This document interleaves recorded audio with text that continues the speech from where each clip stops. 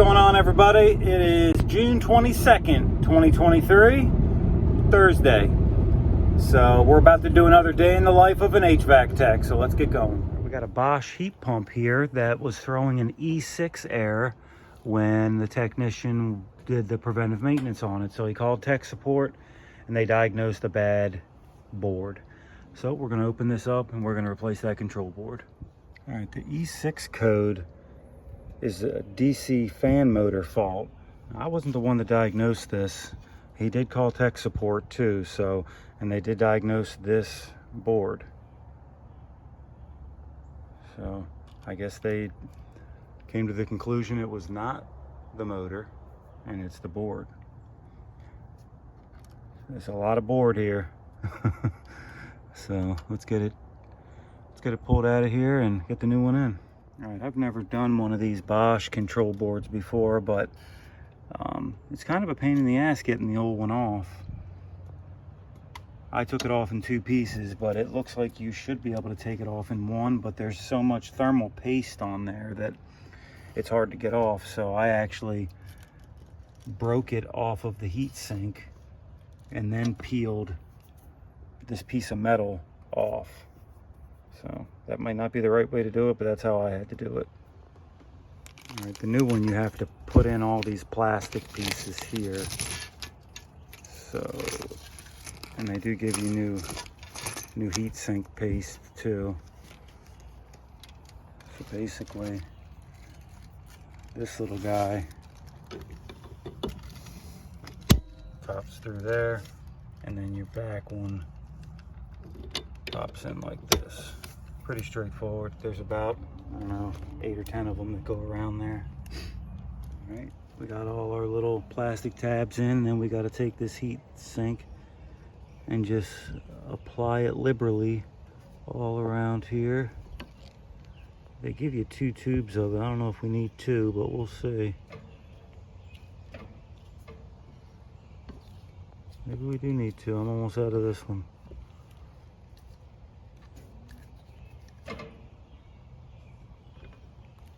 Let's get the other one opened up. I got the new board in place. I just got to tighten down all my screws, and then we'll connect all the wiring and make sure there's no startup procedure we have to do. We'll go through the directions and make sure of that. So.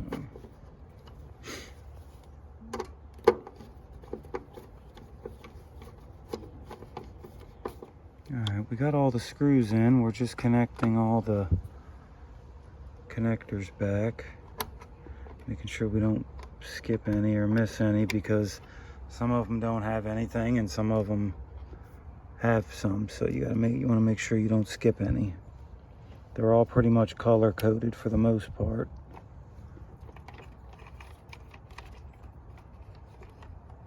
Alright, we got everything back connected.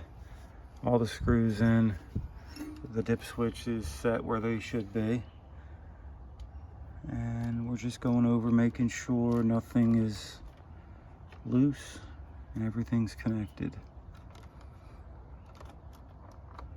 All right, we're about to restore power and test it out, make sure it works.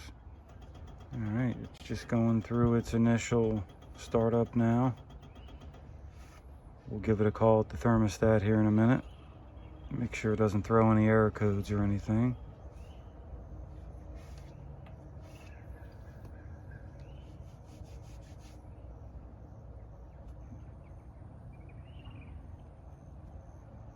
This is warranty, so we'll send the old one back for warranty credit.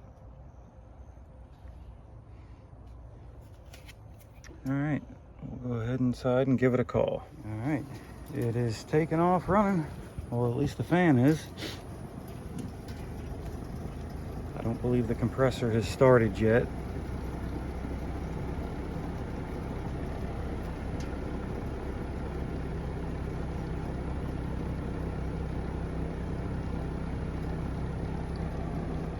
The cool thing about these Bosch units is you can set them up for what tonnage you have. So on this SW6-1 dip switch, you can set it up for 2 ton, 3 ton, 4 ton, or a 5 ton unit. So we are a 2-ton application, so our SW6 dip switches should be turned off, and they are. All right, our compressor started, and we are cooling right now. We'll just keep an eye on it for a few minutes and make sure we're good to go. This right here is the hertz rating it's running at. So it's running at 37 hertz right now. All right, we just took it back out of force mode and it's ramping back down now. And we'll put the panel back on, reset the thermostat, and we'll be good to go. All right, guys, we got that Bosch board changed out, and the next on the list, we are going to look at a unit that is leaking in the crawl space, and it's a pretty bad leak. So let's go take a look. Yeah.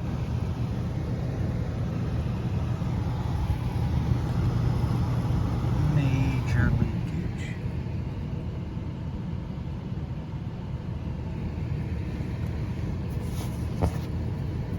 This whole piece of duct is full of water.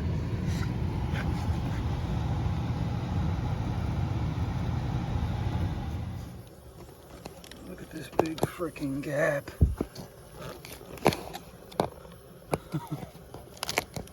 Tape is not an insulator, and it shouldn't be used to fill a gap that's 3 inches wide.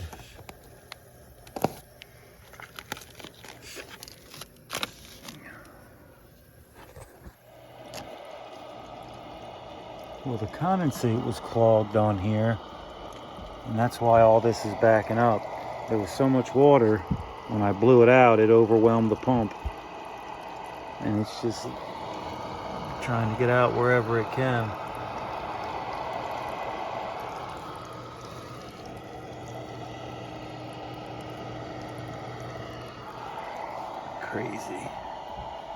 Crazy stuff, but this ductwork is ruined now.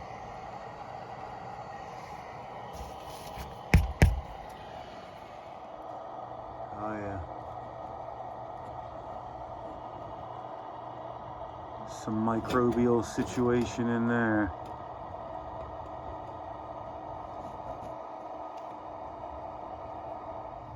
All right, yeah, I told you it was pretty bad.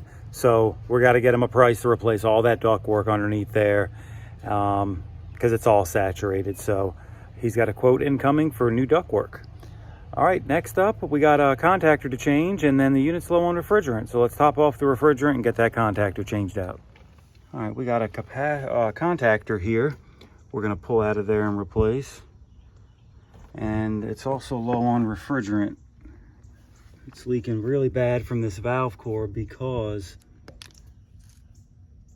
this cap was used on it. This is a refrigerant tank cap. This shouldn't be used on a valve core. You should use the right cap. So what this cap was doing was it was depressing this valve core and causing a leak. So we're going to replace the valve core, put the proper cap on there. We're going to charge this thing back up, and we're going to replace that contactor. All right, we got our new contactor put on. Our valve core was stubborn, so we actually had to pump the system down to get it out of there. Well, almost all the way down. We still had some pressure on there so we could get the valve core out. For some reason it was getting stuck in my valve core remover, so had to pump it down, got that out, got that replaced. So we're just recharging it now, and we're pretty close. Might take another pound or so. 3 degrees of subcooling. Still got a bunch of superheat we got to get down. Suction line temperature still needs to come down too. All right, here's our final numbers here. Looking pretty good. 10 degrees subcooling, 9 degrees of superheat. Looking pretty good. All right, we're about to button this one up here. All right, now last but not least, we have a PM to do. So we're gonna finish the day with the PM. Take a look. We got a ream condensing unit that has been neglected. It's pretty dirty in the compressor cabinet. Condenser's pretty dirty. Looks like we got a contactor that's seen better days. Someone's put a hard start kit on it. So we're gonna give this thing some TLC. It's got trees growing in it. Yep, we're gonna give this thing some TLC. All right, got the top popped off of it. Let's get some of this debris out of here.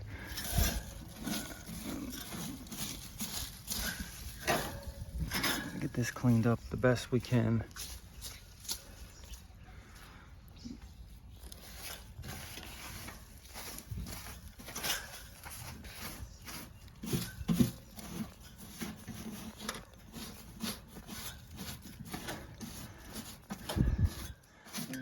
Black Widow in there. I don't know if she's dead or not. If she's about to be. Alright, we're in the process of trying to wash all this out. Looks like it ought to clean up nicely once we get done.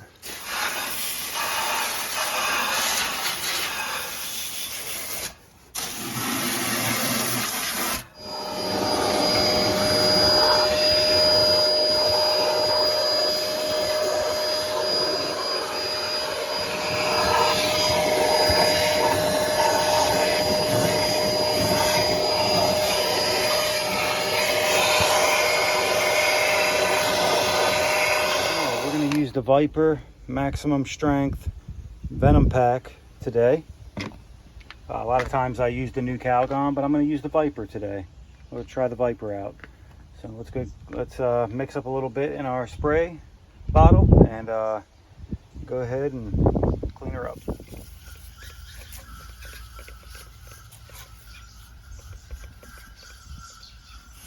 right, rinsing off the Viper now.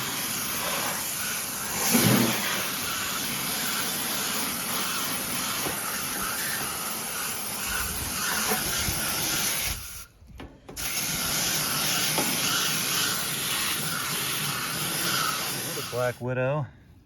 This one I know is alive. Not for long. Sorry for any spider lovers out there, but those things will kill you if they bite you. Alright, we're got this thing just about clean. It's looking pretty good, a lot better than what it was. Look how bright that coil is now. And we got this cleaned up better too. Whole lot better. We got all that grass and trees cleaned out of there. Got it sprayed out pretty good. All right, now we'll put it back together and we'll check all the electronics on it. All right, we're gonna check this capacitor now. We're gonna check it under load. So we're gonna take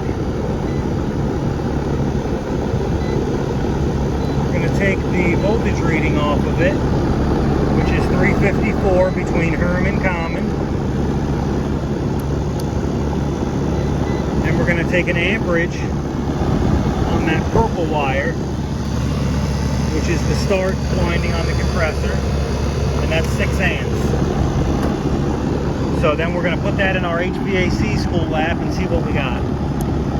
All right, so we do have a weak capacitor. It's a 50 microfarad capacitor. It's only coming up with just under 44, so 45. So we are about 10% low. We're right at that threshold. So we're going to recommend a capacitor replacement and also a contactor replacement because that's pretty burnt up. All right, here's our refrigerant pressures. R22 system. My coil's probably still pretty wet from us washing it. It doesn't look horrible. Superheat and subcooling are a little bit high. I'm not going to expect a whole lot out of this old system, so we're going to check the temp split too to make sure that's okay. 51 and still dropping, so it's doing pretty good. We'll call that 50. All right, guys, we definitely got that one back better than it was. I didn't catch it on video, but there was this enormous bush growing like into the unit that I cut out before I could even take the panel off. So we got that bush cut out of there and then got that condenser cleaned up. And it's running better. You know, it's not running perfect, but it is running better. And gave it a little facelift, I guess. So, all right, guys, that's going to be it for this one. Please don't forget to give this video a thumbs up and subscribe to the channel if you haven't done so already. All right, guys, I'm off to the next one.